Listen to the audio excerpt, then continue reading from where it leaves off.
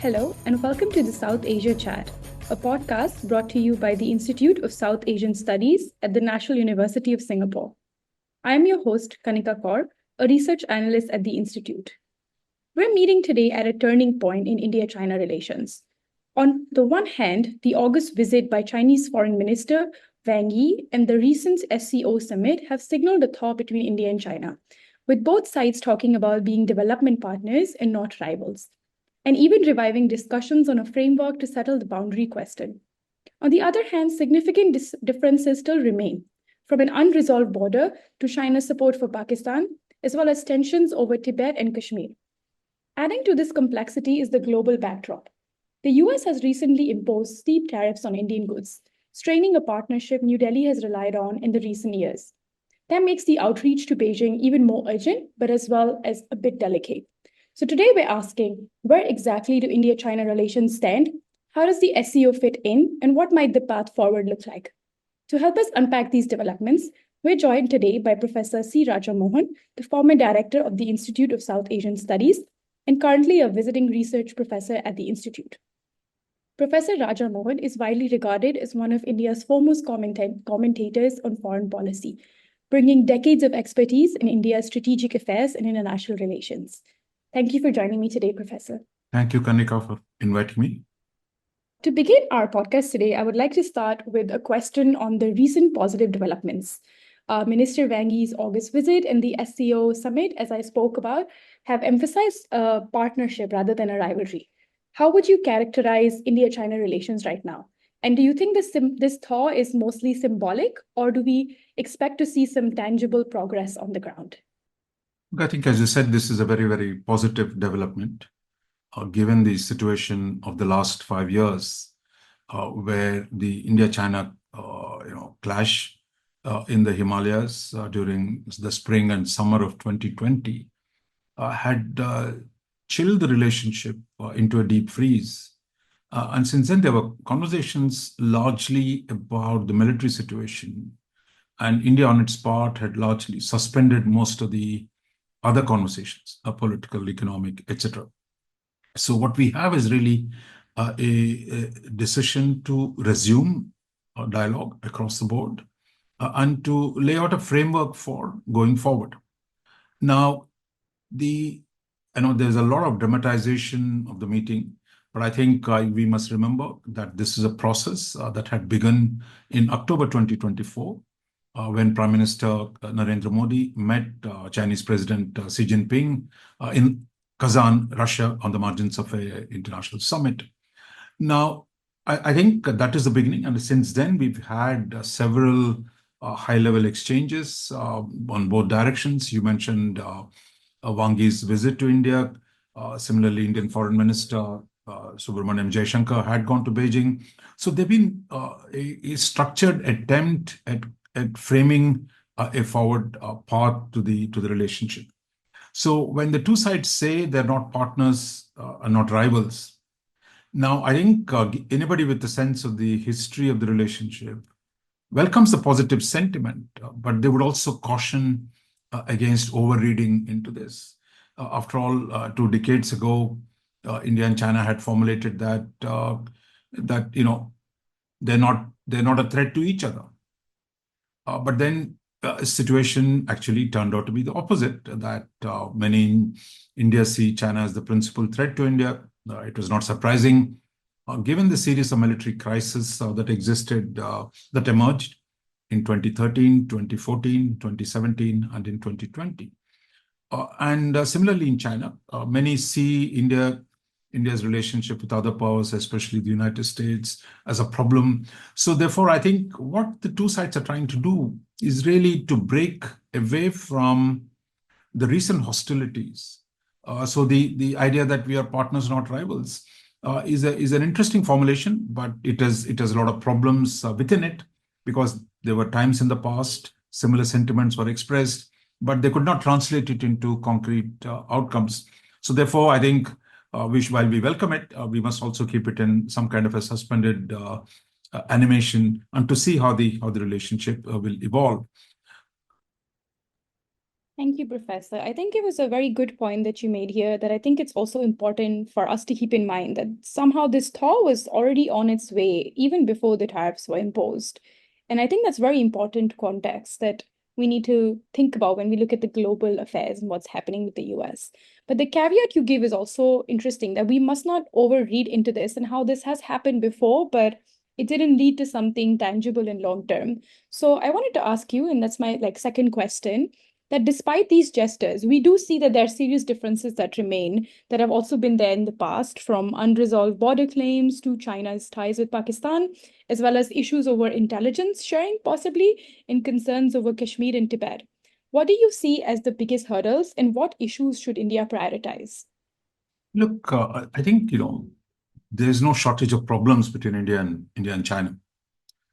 They've accumulated over the last 80 years. For anyone to think that they will just simply disappear because the two leaders met and issued a statement. I mean, mind you, we must also note that there was not even a joint statement. There were separate readouts by the two sides. So therefore, it is unrealistic, utterly, improbable that, look, with so many problems and so much of legacy of conflict between the two sides, that these problems will disappear overnight.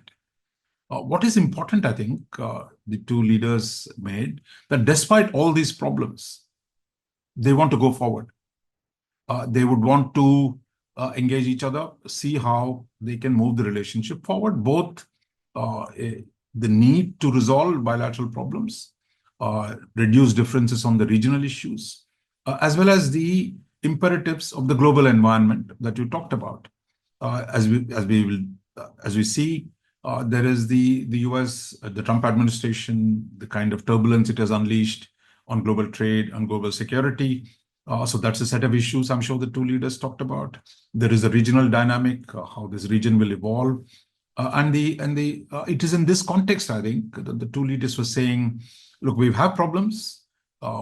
We have failed to resolve them in the past, but now we will make a fresh effort at addressing these problems with all the limitations and constraints that exist. So it is really a declaration of political commitment at the highest level by the two leaders that we will start talking to each other. We will see where this relationship goes and see how we can advance the bilateral partnership, which I think there is a recognition, I would say, certainly in Delhi and probably in Beijing, that it's important to keep this relationship at an even keel, and that too much of tension in this relationship could create complications for both of them in their other domains of international engagement.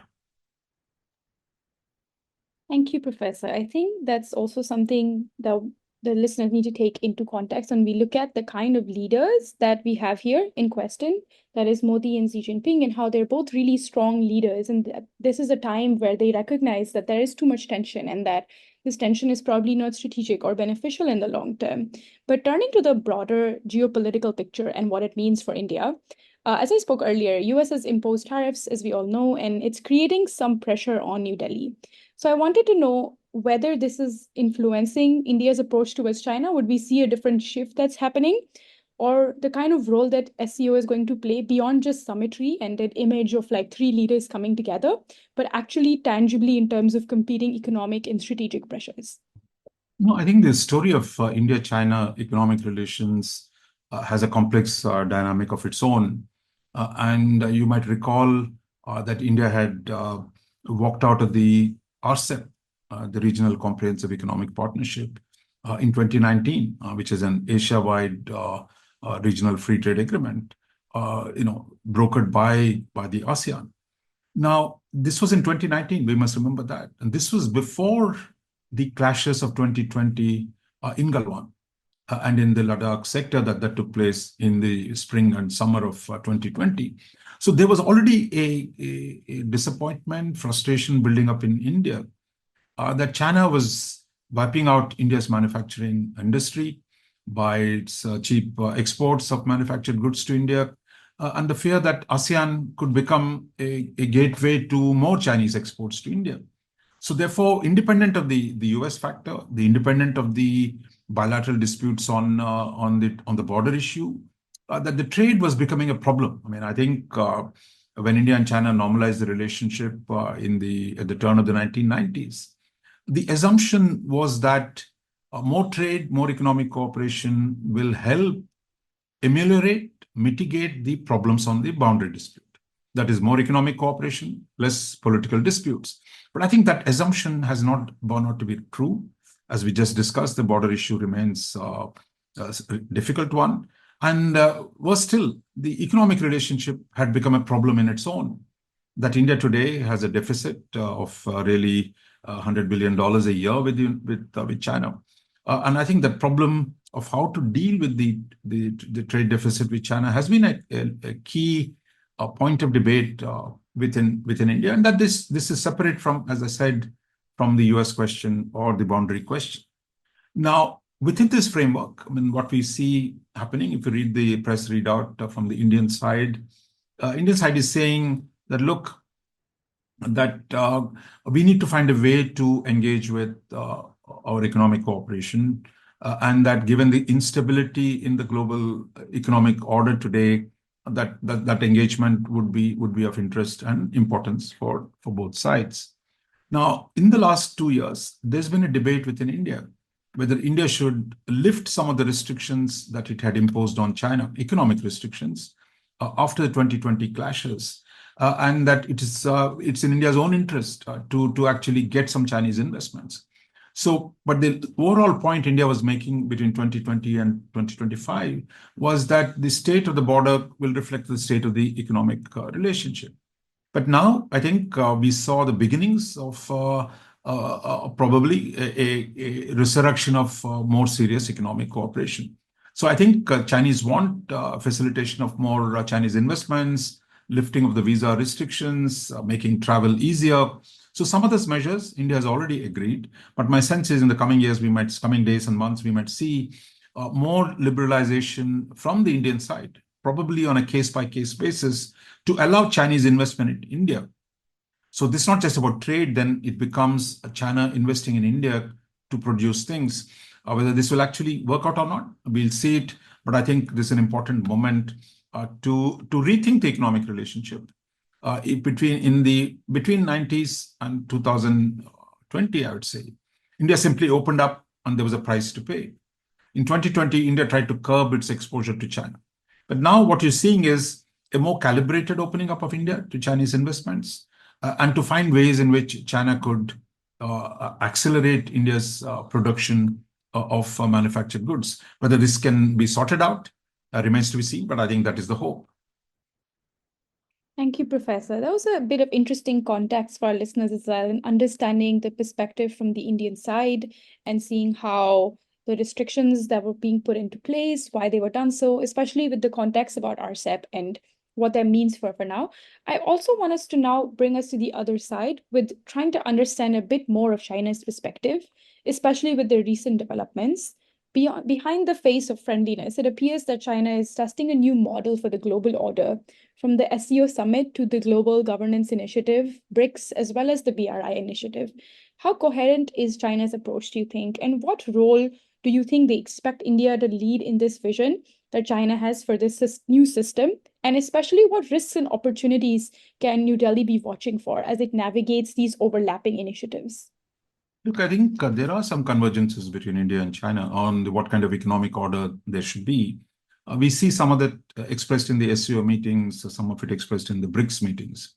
But we must also note that there's serious divergences on the way the economic order is conceived.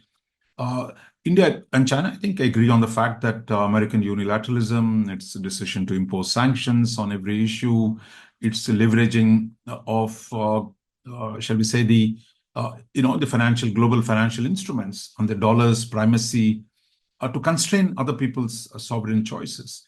For example, India's purchase of Russian oil, though it is not really illegal, the US today, under the Trump administration, is created problems. And before that, the US has consistently used, over the last 30 years, different types of economic instruments, essentially centered around the dominance of the US dollar, to constrain other countries' actions.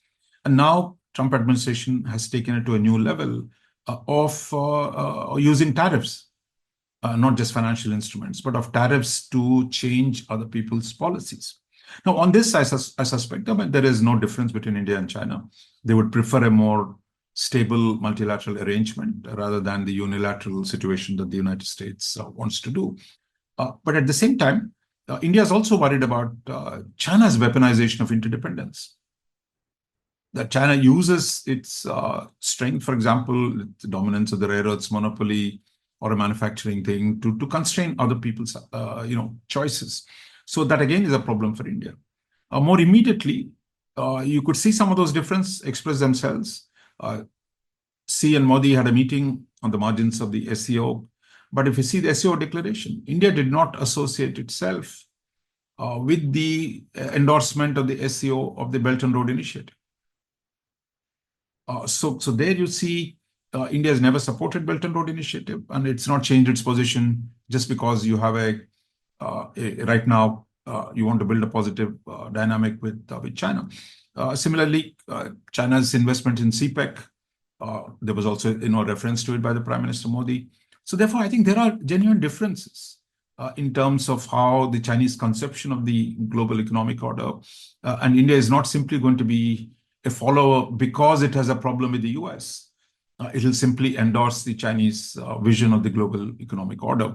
But I think what we've seen in the Tianjin summit is really within these constraints, what is the economic progress you can make? How do you blunt some of the American initiatives through interstate cooperation? And the other is to keep talking about regional issues in order to reduce the differences between India and China. Thank you, Professor. That was really interesting, especially on the convergences between India and China and the kind of order they want. But at the same time, they're often at loggerheads over different and seemingly more important issues as well. What I can see is that their opposition to the US-led system and the constraints that it imposes on them seems to be a large part of their convergence. So looking ahead, if China and the US manage to reconcile some of their differences, given the unpredictable leadership in the US, it could be potentially possible in the future, India could find itself in a difficult position. In this situation, how could India prepare for such scenarios, hedge their risk without compromising its economic growth or strategic interests? No, I think, see, look, this is a world in which the major power relations are in a fluid moment. So you cannot take any two sets of relationships as taken for granted. Now, for example, the US is putting more sanctions on Russia. It is putting pressure on India to cut oil supplies from Russia. But at the same time, Putin and Trump are continuing to negotiate. So there is no contradiction here that there are wrestling with each other to come to a new normal between themselves, in which there's both pressure, economic and military, as well as an attempt to cut a deal. Same with the Chinese. I mean, I think China and US have a deep economic interdependence. They would try and see, on the one hand, Trump is, other than India, China has the maximum number of sanctions from the Trump administration in recent weeks and months. But at the same time, Trump keeps talking about my good friend Xi and that how he wants to meet him and the need to manage that relationship. So I think I don't think India has any illusions about either of these relationships. After all, if you look at the history of last 80 years, in the end of the Second World War, you remember US and the Soviet Union were allies in the Second World War, but they became the principal enemies in the Cold War. China and Russia were allies, communist allies in the 50s and the early 60s. And then the alliance collapsed amid the China-Russia rift in the 1960s. And then you have US and Russia come together in the period of détente. Then you have actually US and China, when China opens up to the US and China becomes a major partner for the US on the economic side. And then in the last few years, that relationship collapses again. So I think we've seen this go up and down. And I think India should expect that variations in the major power relations will happen. So therefore, the idea that India will be caught in a bad place, we've seen this unfold over the last 8 years. And my sense is today, India is much bigger and stronger. So its ability to withstand potential changes in the nature of the relationships between US and China, US and Russia, is something that is part of the foreign policy calculus that India has. After all, India dealt with the US-China partnership, as I said, in the 70s, 80s, and 90s, and 2000s, where India was wary of the US-China relationship. Similarly, in the Cold War, at the height of the Cold War, India was also wary of the US-Soviet collaboration on the nuclear issues. After all, it was the US and the Soviet Union that propagated the Nuclear Non-Proliferation Treaty, which India did not join. So therefore, I think it will depend on the case-by-case basis, and that India will have to navigate this fluid moment by strengthening itself. I think that is the key to managing this uncertainty in the international situation. But I just want to add one clarification. Look, India is not blindly supporting Chinese agenda. For example, Indian spokesmen have made it very clear. India has no desire to de-dollarize. That's probably an agenda of the Russians and the Chinese. But India is not enthusiastic about that kind of an agenda. It wants to protect itself from the excesses of American unilateralism, but it is not supporting Russia and China on the question of de-dollarization. So there will be a lot of, shall we say, nuance, variation in the way each country is going to deal with the fluidity of relations between the other major powers. Thank you so much for your answer. I think it's good to know that the point you made here, that the shifting nature of geopolitics is kind of the new normal for us, and that we expect things to change as the years go by, and how India is more resilient than we think it is to the relations between the US and China. I would now like us to go to a different side and like sort of conclude with the relations between India and China again, and bring us to this question about that we just discussed so many challenges that are in place for India and its relations with China. But what would be, if you were to give advice on the priorities that India should have in managing this relationship, whether to seize short-term gains and or like to safeguard long-term security, and what do we anticipate that it should be prioritized in the coming years? No, I would broadly agree with your proposition, but I think the contradiction between the short term and the long term is often managed by resolving. If you keep resolving the short term problems, your long term prospects will improve. But here is since you asked about the specific priorities, those priorities were listed in the conversation between PM Modi and President Xi.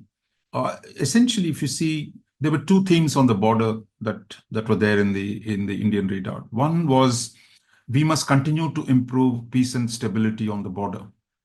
That is, prevent the recurrence of incidents like what happened in 2020 or 2017, so that stabilize the border, so that the relationship is not subject to violence on the border. So that's one thing. That's a good thing. That's a positive thing. If we can make progress on that, that will be very helpful.